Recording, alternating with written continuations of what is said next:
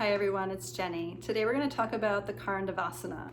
Now this is the posture from the second series of the Ashtanga practice that is pretty much one of what's considered a gateway posture of strength. It's super challenging. So what I would offer you today instead of the full Karandavasana are just a couple of basic things that you can start to play with in your practice.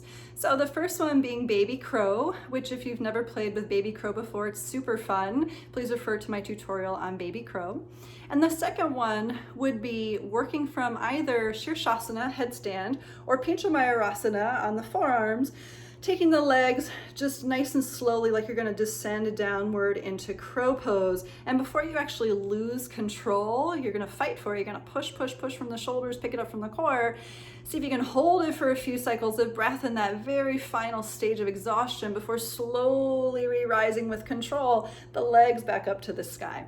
Now in Karandavasana, we actually do this whole thing in lotus legs. So not just knees into the chest. Not into descent as though we're trying to get into crow pose, but we're actually in lotus legs. We're trying to take the legs downward. We're trying to tuck the legs into the upper arms. We are in Pincha Mayurasana, we're on the forearms. And then we land in this duck posture. So we're in baby crow essentially, but with lotus legs. And then from there, much like the tripod headstand in which we bring the hips back up and over the head, that's exactly what we're gonna do in Karandavasana. So again, we're not gonna do the full Karandavasana today. Instead, we're breaking it all down. I would say if you want to build strength towards Karandavasana, please go into the tripod headstand and side crow tutorial and just really practice reascending the body back up and over, the body weight back and over the shoulders to lift back up, and that'll really inform how your Karandavasana can eventually be lifted. But instead, what we're going to do is we're going to get into Shirshasana and practice the idea of dropping the knees downward toward the arms and picking them back up. And we might do that a couple of times. And then we'll play with it with some Pincha Mayurasana as well, so on the forearms. So same sort of a thing.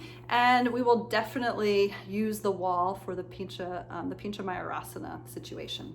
So here we go. Let's come on over to your mat. We'll play with the Shirshasana aspect first.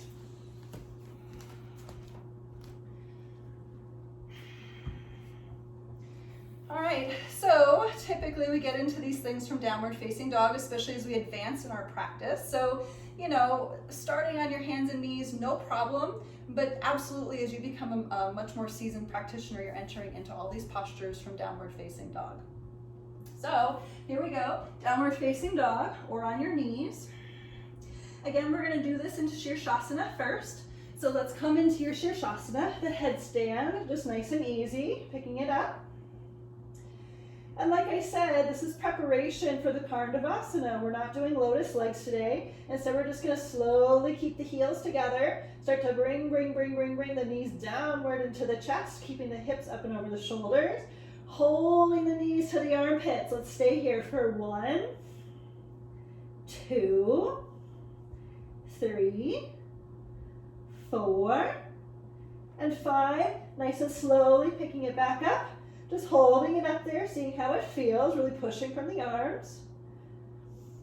And let's just try one more time just for good measure.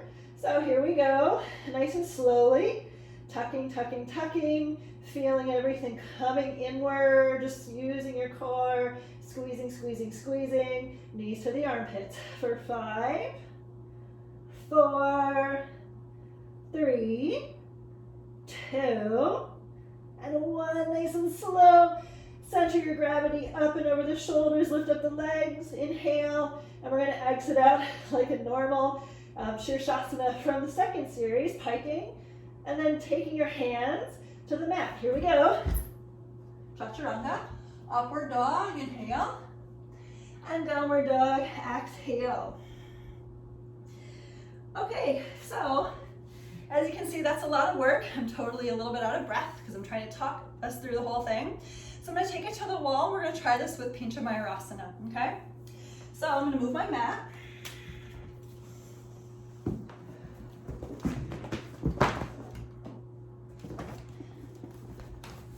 There we go.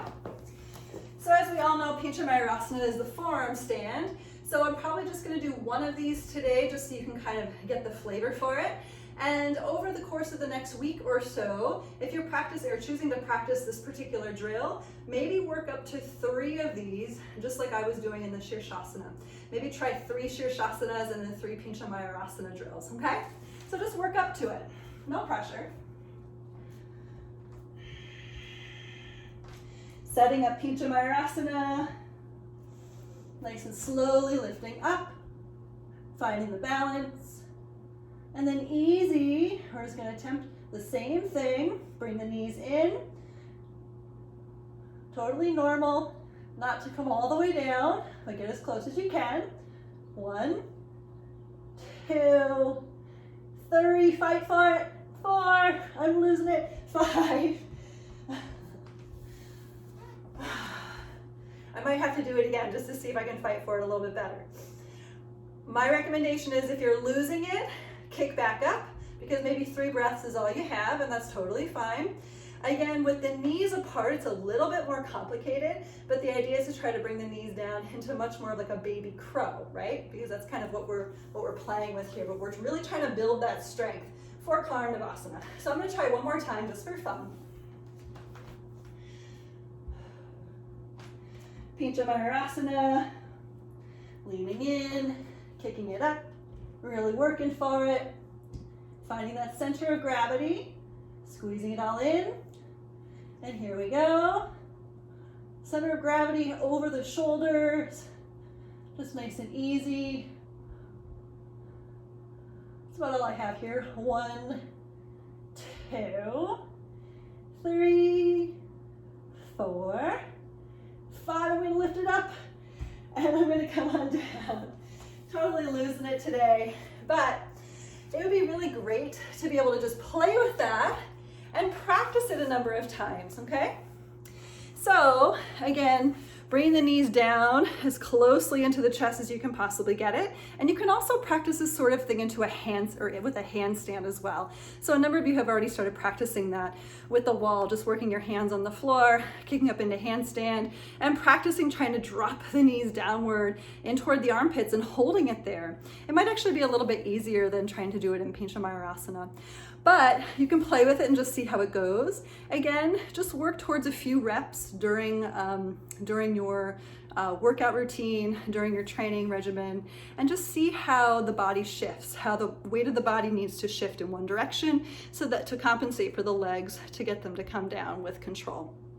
So that's usually the biggest part of it, is that element of control, really dropping in, finding that activation, making sure the activation was there prior, and then really trying to continue to activate to lift everything back up with strength. So we'll just keep working it, keep having fun with it, and we'll see how it goes. Okay, thanks everyone so much for being here today. Namaste.